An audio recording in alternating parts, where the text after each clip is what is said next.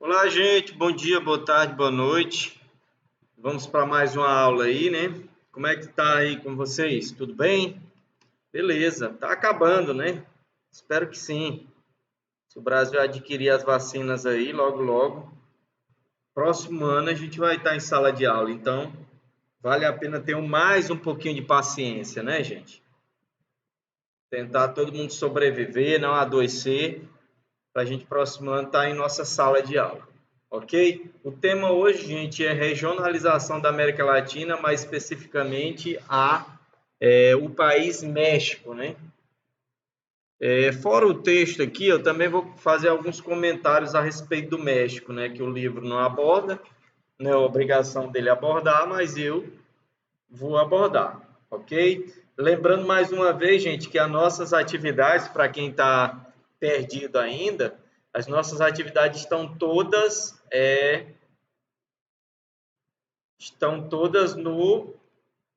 no vídeo, né? Lá na plataforma você agora só responde. O motivo, vocês já sabem, é por causa de, vamos dizer, alguns poucos espertinhos, né? Que termina prejudicando todos. Mas fazer o quê, né? A gente tem que cumprir nossa obrigação. Tá bem? Olha, gente, a América Latina, vocês sabem que é toda essa região aqui que vai compreende do México até aqui a ponta do Chile, é isso? Então, todos esses países aqui são considerados latinos, né? Lógico, tem alguns aqui com colonização inglesa, holandesa, mas são exceções, né? Todos aí têm essa origem, ok? Deixa eu colocar meu marca-texto aqui. Então, vamos lá. A América Latina pode ser regionalizada utilizando os critérios físicos, né? Qual é o critério físico, gente, para dividir um continente ou especificamente a América Latina, que é o que a gente está falando? Bora voltar aqui, ó. O critério físico poderia ser esse aqui, ó. Aqui, por exemplo, a gente poderia dizer, não, dessa parte aqui onde é a América Central, fisicamente a gente vê que não compõe como deveria a parte da América do Sul. Então, a gente poderia dizer que aqui é um outro continente, como realmente é. E assim também em relação à América Central para a América do Norte. A gente poderia também dizer que faz parte, que o que mais parece que a América Central é uma península, né, da América do Norte, o que realmente é. Mas por vários critérios, nesse caso a gente não enquadra, né? Mas vamos lá. Ou então a gente poderia também dizer aqui, ó, que é um continente só, se a gente for olhar enquanto América de forma física, né? Ó. É uma península, mas tem uma ligação com a América do Sul? Tem. Então, fisicamente é um continente só, né? O que ficaria dividido seriam essas partes aqui das ilhas, né?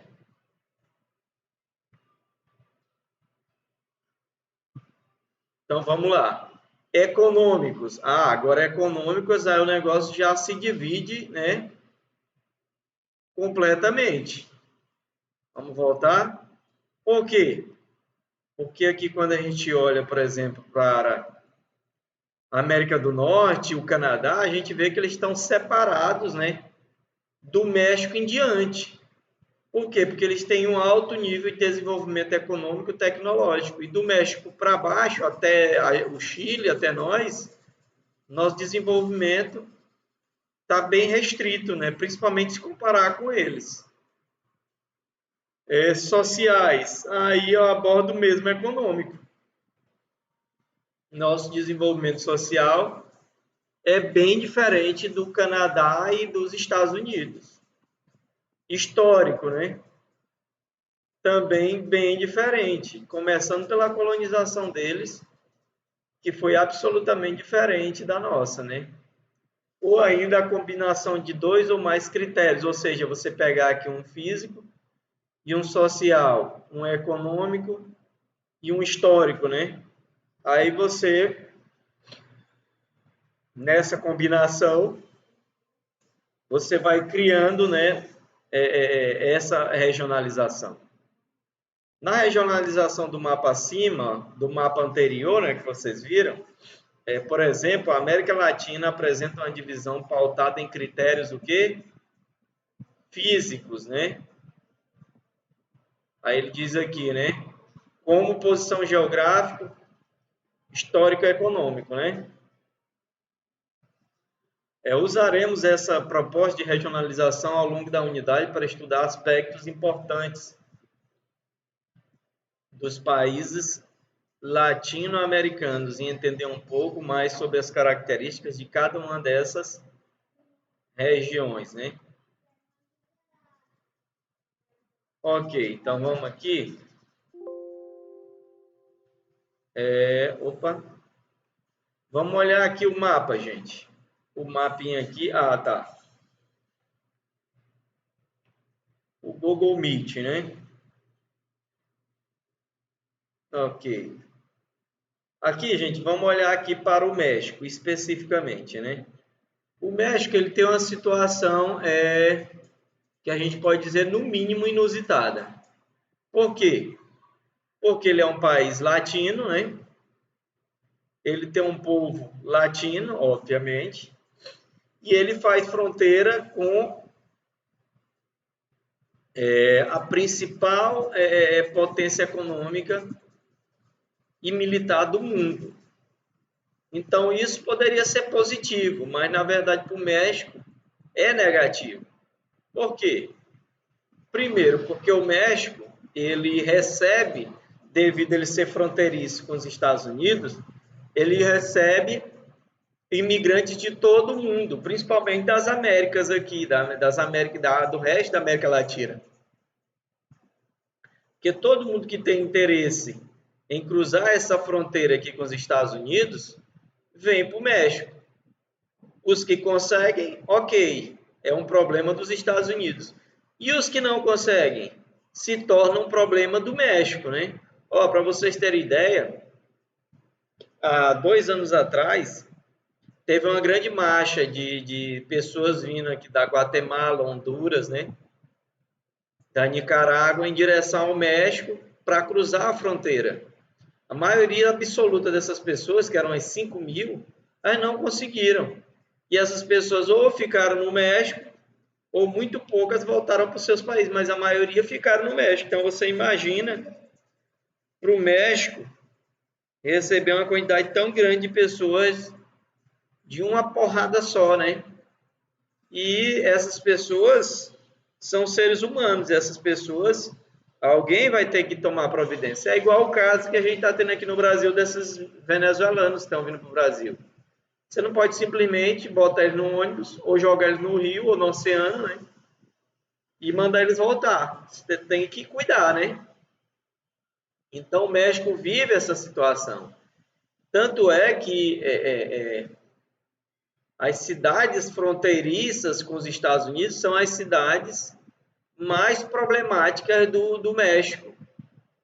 Nisso eu acrescento, não estou vendo aqui não, estou vendo aqui, Chihuahua, né? Entre outras cidades, né? São cidades problemáticas, onde o tráfico de droga também, né, impera. Por quê? Porque o tráfico de droga, ele produz a droga para o consumo do México, mas também para mandar para os Estados Unidos. Então, a situação complicada do México em relação a essa fronteira com os Estados Unidos. Porque tem que lidar com a grande migração, tem que lidar com o tráfico de drogas, que quer enviar, né, esse, vamos dizer, abre aspas, produtos para os Estados Unidos, e tem que lidar com os próprios Estados Unidos, que faz exigência em relação ao México. Para vocês terem ideia, o Donald Trump fez exigências para o México no sentido de que ele controlasse o acesso para os Estados Unidos e até queria que o México bancasse a construção de um muro, né? Você imagina um país pobre, né, nas condições próximas ao Brasil para pior. ter que construir um muro de quilômetros, né? Centenas de quilômetros, né? Então é um negócio complicado, ok? Então vamos seguindo aqui nossa aula. Deixa eu voltar aqui para o nosso... Aqui. Ok. Deixa eu botar o meu marca-texto aqui. A formação do território do México está associada ao quê? Expansão dos Estados Unidos. Por que ele está dizendo isso, gente? Porque o México, antes do projeto de expansão dos Estados Unidos, tinha um território. E depois passou a ter outro território, no caso bem menor. Por quê? Porque os Estados Unidos tomaram, né, na mão maior grande parte do território espanhol, mexicano, desculpa. Os anos seguintes à independência, ocorrida em 1821, foram de perdas o quê? Territoriais, por meio de guerras e acordos. Os Estados Unidos anexaram os atuais estados do Arizona, da Califórnia, de guerras e acordos, do Novo México e do Texas, né? Além de parte dos territórios do Colorado e Utah. Então, tudo isso era mexicano, né? A cultura e a arquitetura desses estados tem influência espanhola e mexicana. Até hoje, né? Olha aí. Uma casa em San Diego, né? Na Califórnia. A influência aí mexicana e espanhola na casa 200 anos depois, né?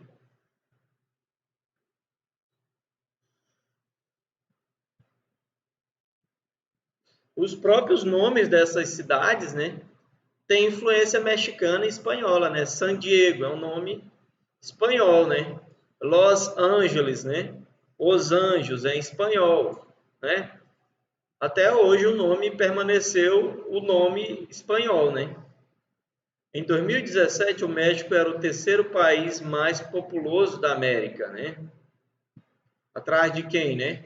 Com cerca de 129 milhões de habitantes, né? Atrás apenas de quem? Dos Estados Unidos e do Brasil, né? Que ambos têm um território bem superior ao do México, né? A cidade do México, capital do país, contava com uma população aproximadamente de 9 milhões de pessoas, né? É uma superpopulação, né? Sendo uma das metrópoles mais populosas e também uma das mais poluídas do mundo. Isso aqui é um título que a cidade do México carrega há muitas décadas, né? A grande concentração de fontes poluidoras, como veículos, indústrias e o relevo das altitudes elevadas e montanhas que cercam a cidade dificultam a dispersão de poluentes, né? Isso aqui a gente já conhece, né?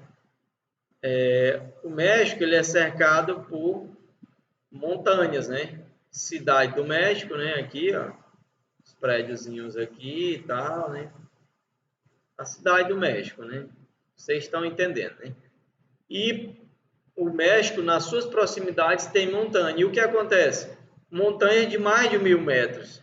Então, a poluição que se forma sobre a cidade do México, ela tem dificuldade o quê? Para sair dessa região. Por quê? Porque é uma região cercada por montanhas.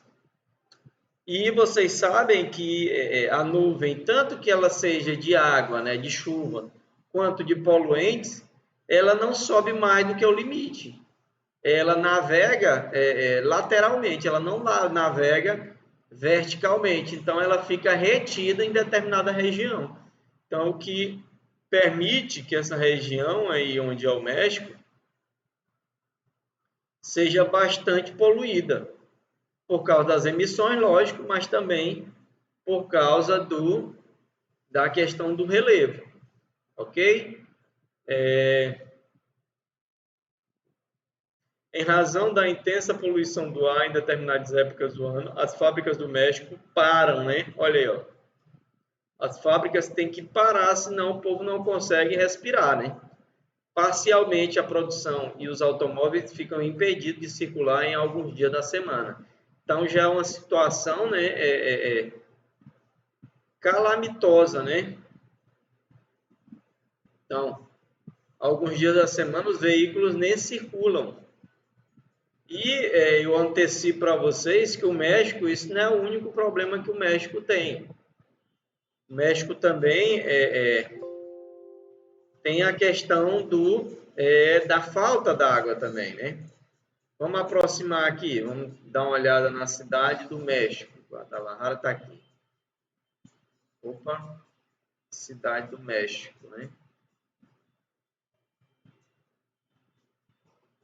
Ó, você vê aqui que essa cadeia montanhosa aqui, ela passa por dentro do México. Onde você está vendo aqui em amarelo e meio marrom, isso aí, gente, é área montanhosa, né? Eu não sei se esse aqui tem a opção de...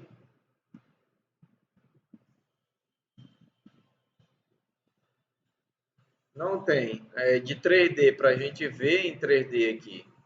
Pode até ter, mas eu não conheço bem esse programa aqui. Vamos ver aqui.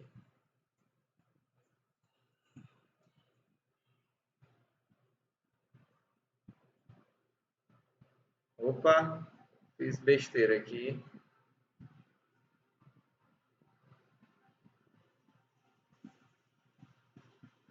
Eu queria mostrar aqui para vocês, gente, em 3D, a questão do... Oh, desculpa aí. A questão do relevo, né? Esse aqui é um outro que eu encontrei na internet, porque o Google Meet mesmo, ele estava o Google Meet, ó. O Google Meet estava atrapalhando demais aqui, não estava ficando legal. E aí resolvi usar esse outro aqui, mas tá aí, ó, Cidade do México. Você vê aqui, ó, Cidade do México, você vê que tem montanha aqui, ó, e tem montanha para cá também. Então isso não permite grande parte da poluição não saia dessa região onde é a Cidade do México, né? Que termina, né, prejudicando a população, né? Olha aqui a cidade aqui, ó. Uma cidade imensa, né? Olha aí, ó. Cidade imensa. Aqui tem uma área verde, né? Um parque, né? Tá aí, ó. Cidade do México. Aqui eu vou descobrir o recurso 3D. Nas próximas oportunidades a gente mostrar o relevo também, tá ok? As próximas oportunidades, se eu não usar esse aqui, eu uso o Google Earth.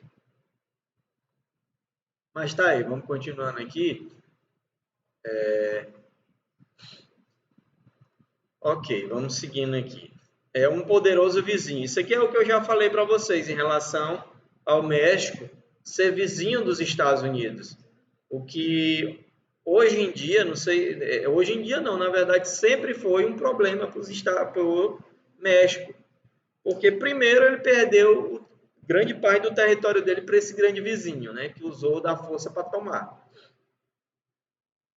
E segundo, porque hoje em dia vive essa situação, parte de sua população querendo migrar para esse país, que não quer a presença dessas pessoas, pessoas vindo de todas a parte da América Latina para atravessar pelo seu território. Então, é uma situação complicada, né? O tráfico de droga, né?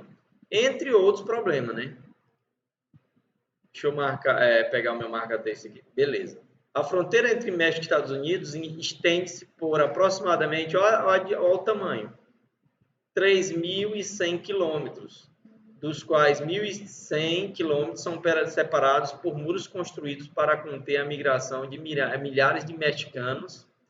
Não só mexicanos, gente. Aqui ele está dizendo mexicanos, mas não são só mexicanos, né? Bota um asterisco aqui, ó. Não é só mexicano, não. É gente das Américas inteira querendo cruzar. que desejam entrar nos Estados Unidos em busca de trabalho e melhoras de condições de vida. Muitos desses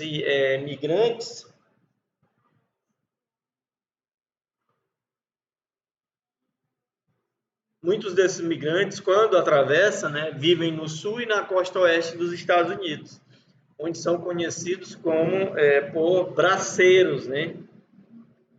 Braceiros é um sinônimo aí para trabalhadores, né? É aquele que bota a mão na massa, né? Atuam na colheita de produtos agrícolas, ou seja, vão trabalhar no campo, nas atividades menos especializadas, principalmente na região do Sunbelt, né? Que é um dos cinturões de produção agrícola dos Estados Unidos, né? Outros trabalham em indústrias, né? Em funções, né, também que a maioria dos americanos não querem. Na construção civil, que é outra atividade que a maioria dos americanos também não querem trabalhar, né? Porque o cara faz a faculdade não é para trabalhar na construção civil, né? Ele quer estar atuando, no mínimo, se na construção civil, mas como engenheiro, né? No setor de serviço, né? Ou seja, limpar a bunda de menino, varrer casa, lavar prato, e outras ocupações, como atendente, né? Se souber falar inglês, né? Na tentativa de conter a migração massiva de mexicanos para o seu território, os Estados Unidos adotaram algumas medidas, né? Algumas medidas, inclusive algumas bem radicais, né? Como amplo controle da fronteira, com o uso de câmeras e sensores, vigilâncias 24 horas com patrulhamento e imagens de satélite, né? Então, os Estados Unidos tentam controlar mesmo esse acesso, ou seja, a pessoa passar pela muralha, passar pela vigilância, pelo patrulhamento, ela tem grande chance de ser identificada e ser levada, ser detida, né, e mandada de volta.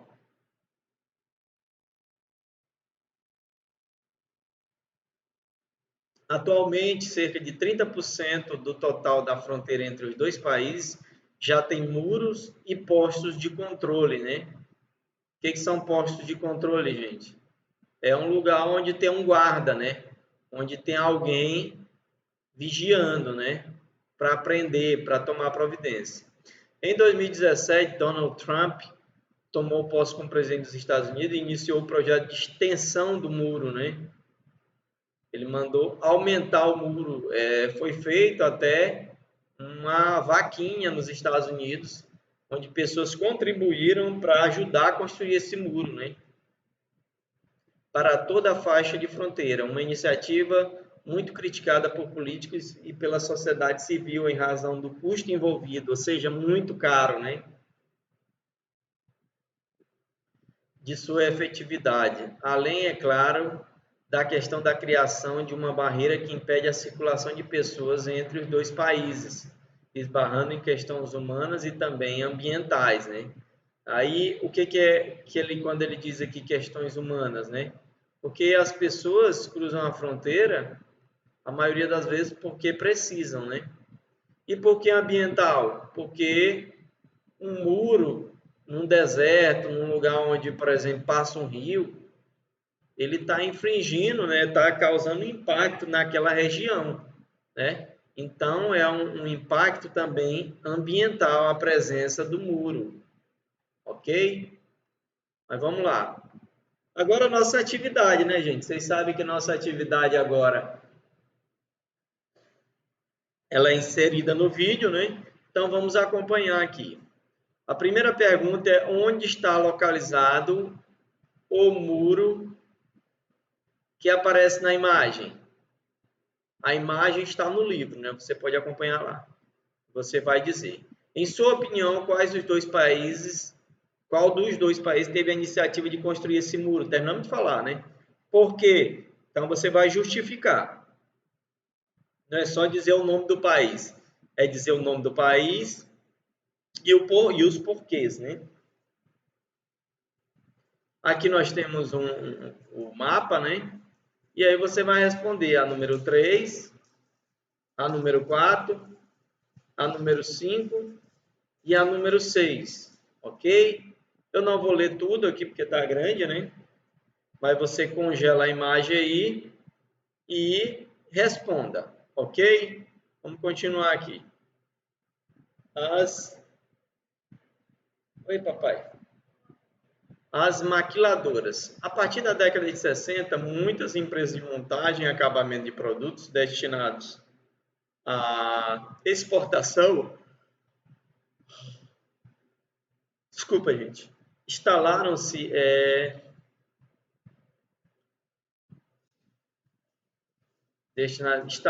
no México, né? Próximo à fronteira com os Estados Unidos. Contando com o capital estrangeiro, essas empresas chamadas de maquiladoras, né? Isso chamada pelos mexicanos, né? Tem incentivos fiscais. O que são incentivos fiscais? O cara monta a indústria e ele, por um determinado período, ele não vai pagar imposto. Ou então o imposto é reduzido desde que ele gere empregos na região, né? Recebem peças fabricadas nas matrizes estrangeiras e apenas montam um produto que final. Por que é interessante montar essas fábricas no México? Porque a mão de obra no México é muito barata. Talvez até mais barata que a do Brasil. A maioria atua no ramo aqui, eletrônico, automotivo, têxtil e de calçados, né? Nike, Adidas, etc. Né? Ok? A implantação das maquiladoras está associada à estratégia usada pelas empresas transnacionais de se instalarem nos países periféricos, como é o caso do Brasil também, né? Aproveitando a mão de obra o quê? Farta, ou seja, tem muita mão de obra e barata, paga pouco, né? Além disso, as maquiladoras absorvem parte da mão de obra que buscaria emprego aonde? Nos Estados Unidos. Então, é uma estratégia também que se criou para muitos mexicanos não quererem ir embora do México, né? Eles trabalharem na sua terra, né? E terem aquela ilusão, estou trabalhando para a empresa americana, se eu for para lá vai ser a mesma coisa. Então, com isso, eles conteram parte da migração, né? Reduzindo as imigrações para esse país. Essas empresas são responsáveis por um grande deslocamento de mexicanos para o norte do país. Então, muitos mexicanos, né, terminam indo para o norte, que é onde se localizam essas maquiladoras, né? Apesar de gerar emprego, as maquiladoras pagam o quê? Baixos salários, né? Escapam da forte pressão de sindicatos trabalhadores estadunidenses, né? Porque nos Estados Unidos, gente, existem sindicatos, né? Sindicatos que,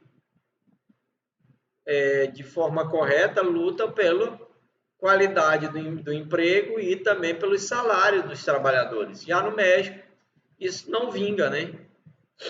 E evita a exigência de legislação de defesa do quê? Do meio ambiente nos Estados Unidos. Porque nos Estados Unidos, mesmo com Donald Trump, mas lá para uma empresa se instalar, existe muita exigência, né? Filtros, né, nas chaminés, um planejamento da água, do descarte da água, tudo isso. E no México, né, já não é da mesma forma. Então, para eles é mais lucrativo ir para o México, onde eles não têm que ter tanto investimento e vão ter tanto lucro ou maior, né? Aqui, ó, relacionado ao tratamento de lixo, como eu disse, de rejeitos industriais. O que é o rejeito industrial?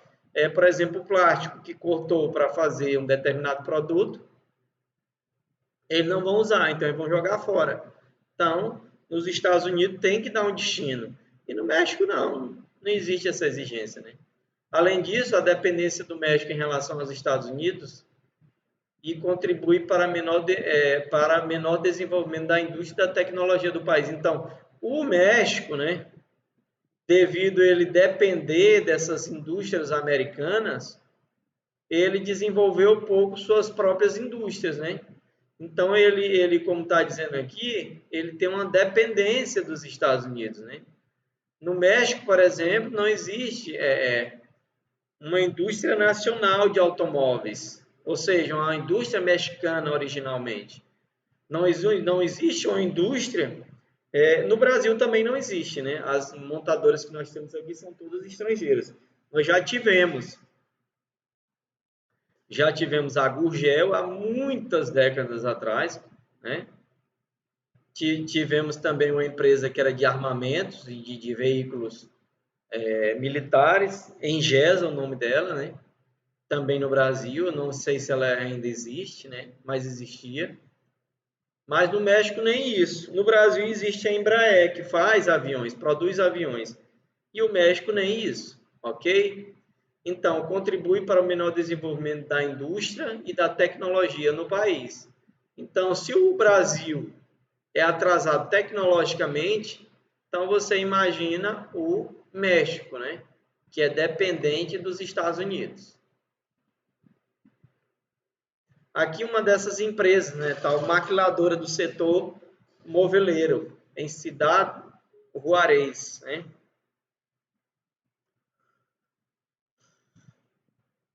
Agora, um problema grave, que é grave no Brasil, mas no México toma proporções maiores, né? O narcotráfico.